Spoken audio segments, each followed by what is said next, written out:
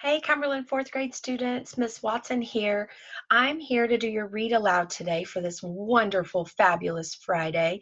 And the book we're going to read today is Treasure Island. So get cozy and let's read this book together.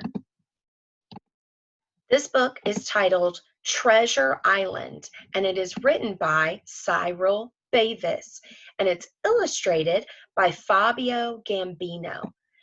This is a classic tale of pirates, treasure, and high seas adventure that's told in a picture book.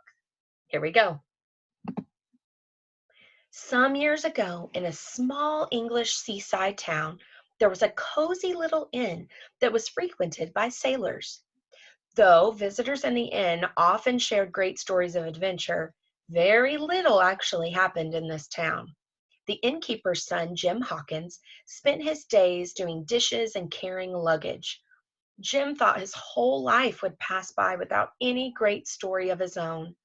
Little did he know his life was about to get a whole lot more adventurous. It all started one dark night with the arrival of a mysterious guest at the inn. His name was Billy Bones. Billy Bones was unique. He had the air of adventure and sang a haunting tune. 15 men on a dead man's chest, yo ho ho, and a bottle of rum.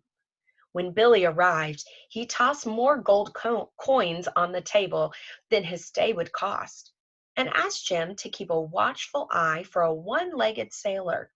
Jim had a feeling that an adventure was about to begin. Over the course of the days that Billy stayed at the inn, Jim and Billy's friendship grew. Though Billy could be gruff and moody, Jim loved hearing Billy's stories of adventure at sea. One day, Billy told Jim about his life on the pirate ship of the notorious Captain Flint. While a part of Captain Flint's crew, Billy had gained possession of the captain's journal. The journal told of buried treasure on a desert island. When the crew learned of the secret, they planned to steal the journal and find the buried treasure themselves. Billy thwarted their plan when he took the journal for himself and escaped the pirate ship. One day, Billy fell ill. Despite the care of his new friend Jim gave him, Billy's health continued to decline until eventually his sickness overwhelmed him. Just before Billy passed away, he gave the journal to Jim as a token of thanks for all his kindness. Billy also gave Jim a final word of warning: beware of the one-legged pirate. Jim knew the journal should not fall into the wrong hands. He also knew he needed help. He brought the journal to the most trusted men he knew, Dr. Livesey and Squire Trelawney. The three immediately agreed to be partners, swore each other to secrecy, and began to develop a plan. Without letting anyone know their intentions, they set out to hire a ship and crew for their upcoming adventure. Despite their lack of sailing experience, the men were able to secure a ship named the Hispaniola and eventually find a crew willing to sail immediately. With ship and crew, they set off to secretly find the buried treasure of Captain Flint. The Hispaniola was a fine schooner, and the crew seemed well experienced, which was a relief to the inexperienced captains. The crew included a one-legged cook named Long John Silver. Though Jim remembered Billy's warning, he was not worried about Long John Silver. Besides, Long John Silver was a one-legged cook and not a one-legged pirate.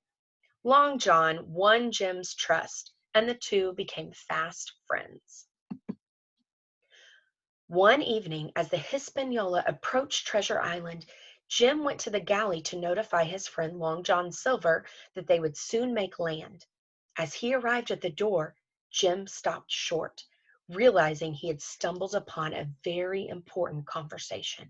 He listened, breathless, as Long John Silver plotted with the other sailors to take over the ship and find the buried treasure for themselves.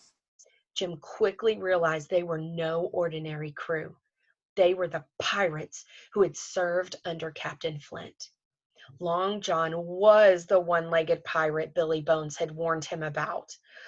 Quietly, Jim stepped out of the gallery and sought out his partners to plan a counterattack. As the boat finally approached land, the weather was sweltering hot and the crew was cranky and irritable.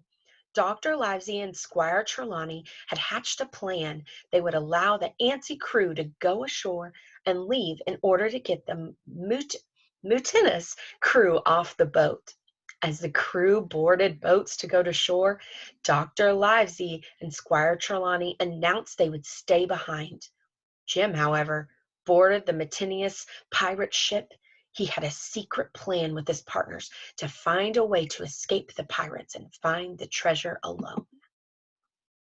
As the crew made their way to the island, they began to hear ghost-like sounds coming from the shore. The crew began to panic. In the midst of the confusion, Jim saw his opportunity to slip away from Long John Silver and his crew to search for the treasure on his own. Jim ran away, through the jungle toward the eerie sounds.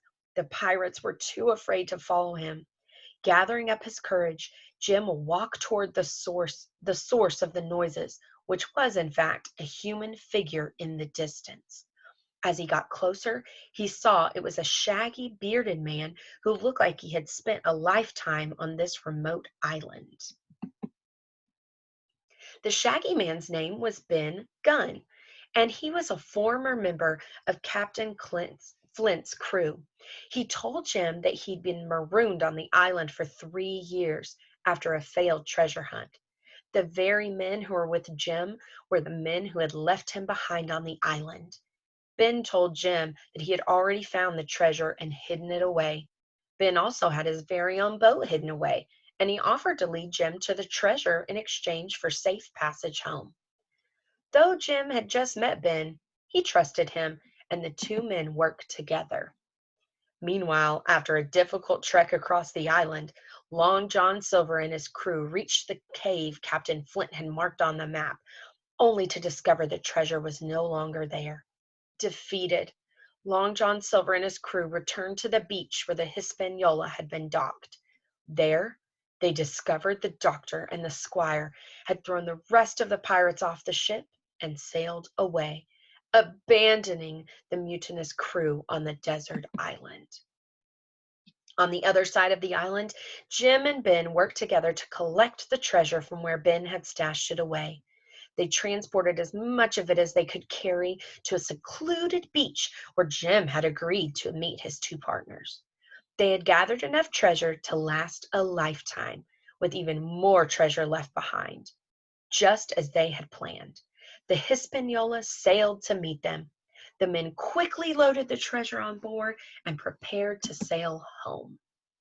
Jim Hawkins, Dr. Livesey, Squire Trelawney, and their new friend Ben Gunn left Treasure Island and sailed together safely back home to England. There, they divided the treasure equally and returned to their lives.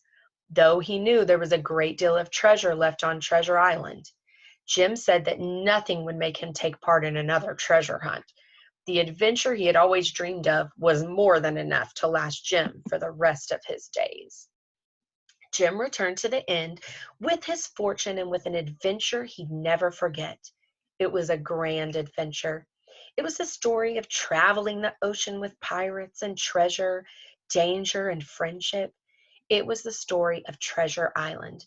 It was a great story, and Jim shared it with all who would listen. Perhaps you might even stop in to hear it someday.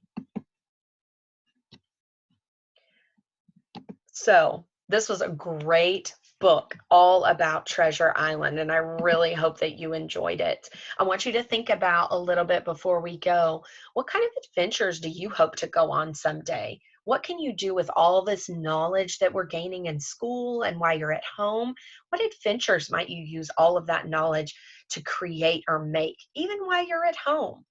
So I want you to have a lot of adventures this next coming week, and have a great weekend. And I miss all of you so much. Love you.